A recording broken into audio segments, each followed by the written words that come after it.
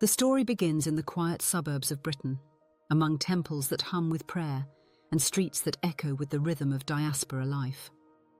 Here, within the folds of faith and identity, a tale has circulated for decades of Sikh girls allegedly lured, converted, and silenced.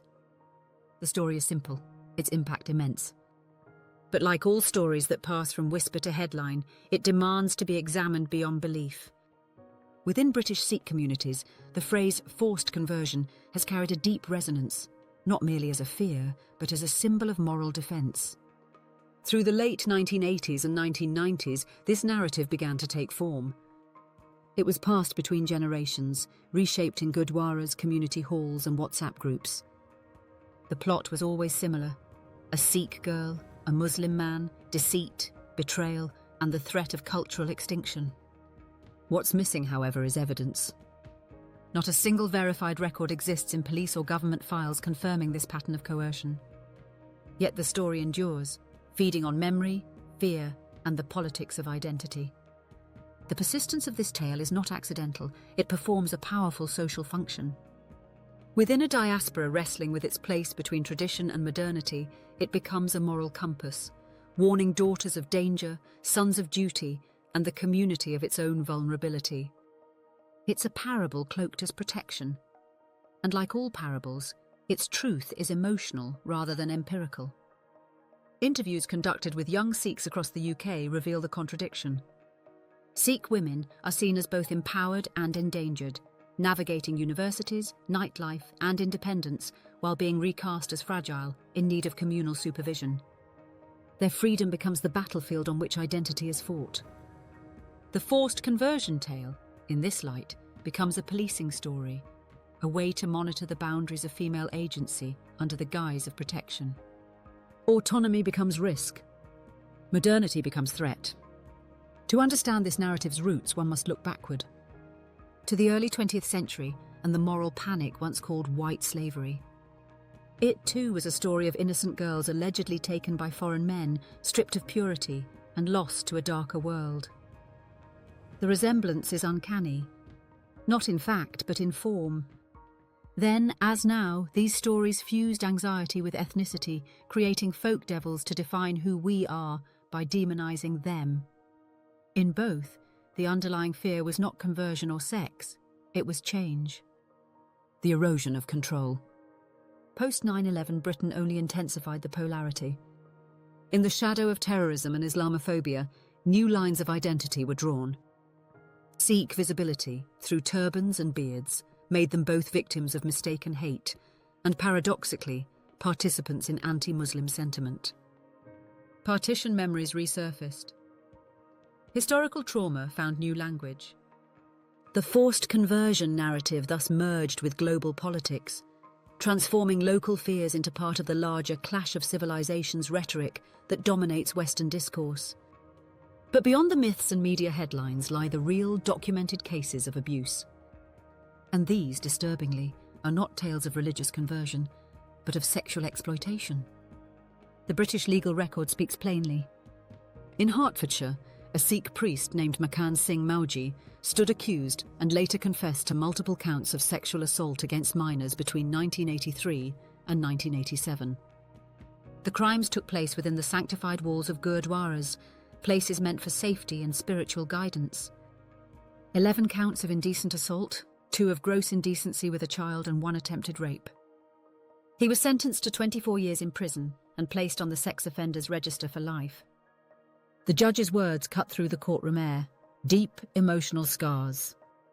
Here, the betrayal was not interfaith, it was internal, a breach of trust from within.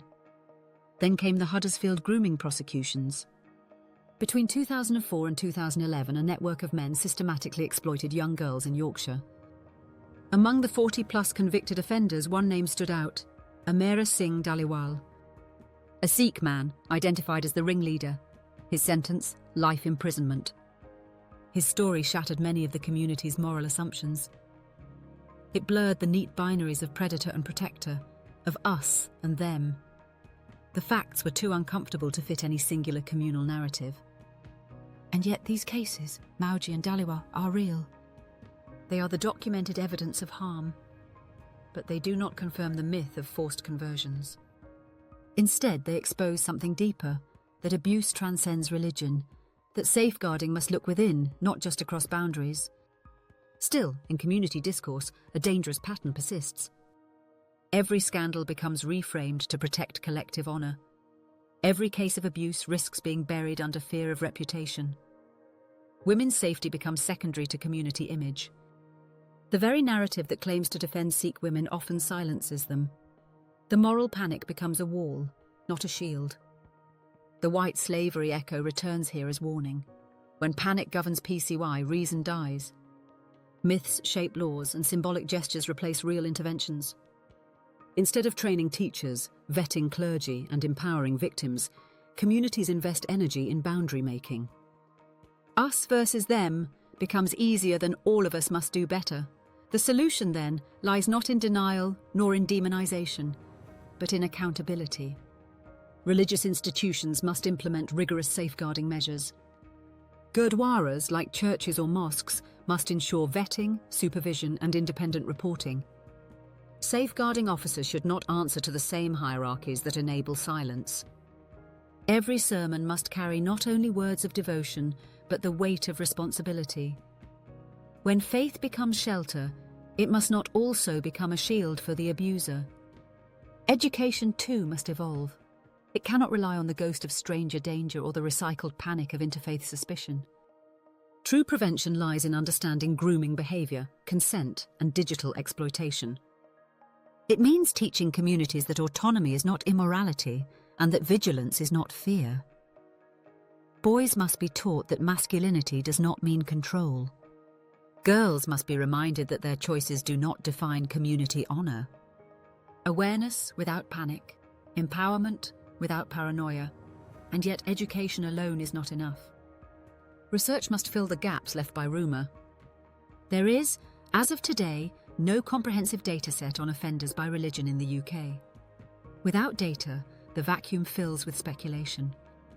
Policymakers, media, and community leaders must resist that temptation. Instead, they should champion systematic research, anonymised, ethical, and survivor-centred, to illuminate the real scope of abuse within all communities, including the Sikh diaspora. Only then can prevention become policy, and policy become protection. Finally comes the question of how we speak about these things.